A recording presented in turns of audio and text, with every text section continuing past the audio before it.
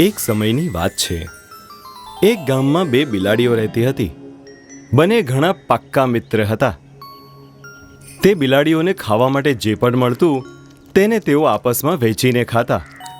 એક દિવસ બપોરના સમયે બંને બિલાડીઓને ઘણી બધી ભૂખ લાગી, પણ તેમની પાસે ખાવા માટે કંઈ જ ન હતું. બેન, બહુ જોરથી ભૂખ લાગી છે. ભૂખના લીધે મારી જાન નીકળી રહી છે. ભૂખ તો મને બહુ જોરની લાગી છે. ચાલ ખાવાનું શોધીએ. બંને બિલાડીઓ ખોરાકની શોધમાં એક સાથે નીકળી પડી. ગામમાં તેમને એક ઘરનો દરવાજો ખુલ્લો દેખાયો.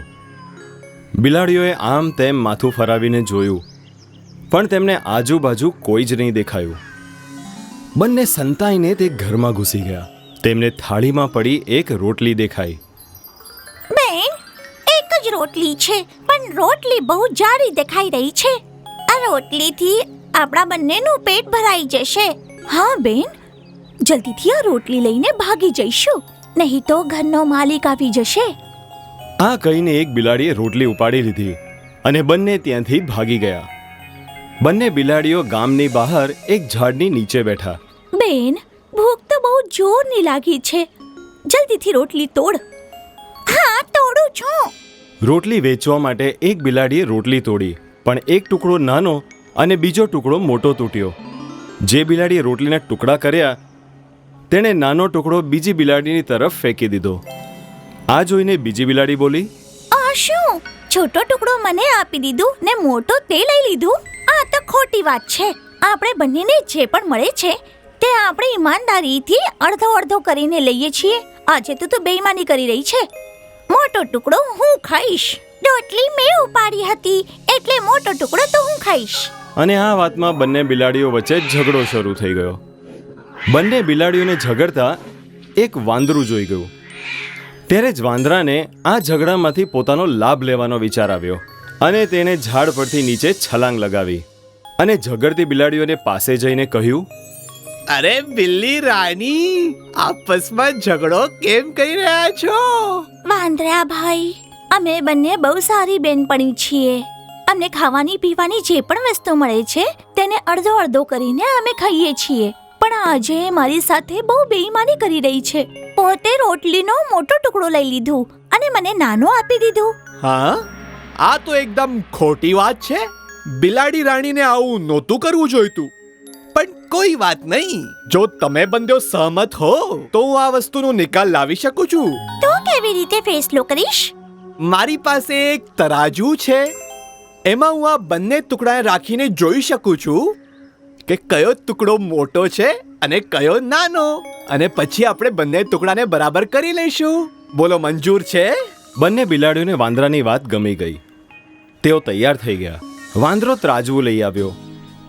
તેણે બંને ટુકડા એક એક પાલડામાં મૂકી દીધા. તોલતી વખતે એણે જોયું કે એક પલડું ભારી હતું, તો તે બોલ્યો, અરે, આ ટુકડો તો મોટો થઈ ગયો. ચલો બંનેઓને બરાબર કરી દઉં. અને આટલું કહીને તેણે મોટા ટુકડામાંથી થોડું તોડીને ખાઈ લીધું. પણ હવે બીજું પલડું ભારી થઈ ગયું. વાંદરા ભાઈ, આ શું કરી રહ્યા છો? બિલાડી રાણી, બંને ટુકડાને બરાબર કરવા માટે હું આવું કરી રહ્યો છું. ડરતા નહીં, હું એકદમ ઈમાનદારીથી ફેસલો કરીશ. તેણે બીજા પલડાની રોટલી ઉપાડીને તેમાંથી પણ થોડું ટુકડું ખાઈ લીધું. આ રીતે જે પણ પલડું ભારી થતું તેમાંથી રોટલી ઉપાડીને તેમાંથી થોડોક ટુકડો ખાઈ લેતો.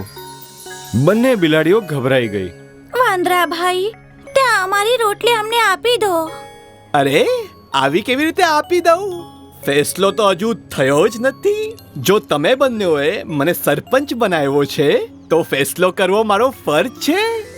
વાંદરાએ પાછું ભારી પલડામાંથી રોટલી ઉપાડીને તેમાંથી એક ટુકડો ખાઈ લીધો. રોટલીના બંને ટુકડા હવે નાના થઈ ગયા હતા. એટલે એક બિલાડીએ વાંદરાને કીધું, હવે અમે જાતે જ રોટલી અડધી અડધી કરી લઈશું. તમે જાઓ. જવું તમને બંનેઓને બરાબર લાગે, પણ મને પણ મારા મહેનતનું ફળ મળવું જોઈએ ને. આટલું કહીને વાંદરાએ રોટલીના બંને ટુકડા ઉપાડીને પોતાના મોઢામાં નાખી દીધા અને કૂદીને ઝાડ ઉપર ચડી ગયો.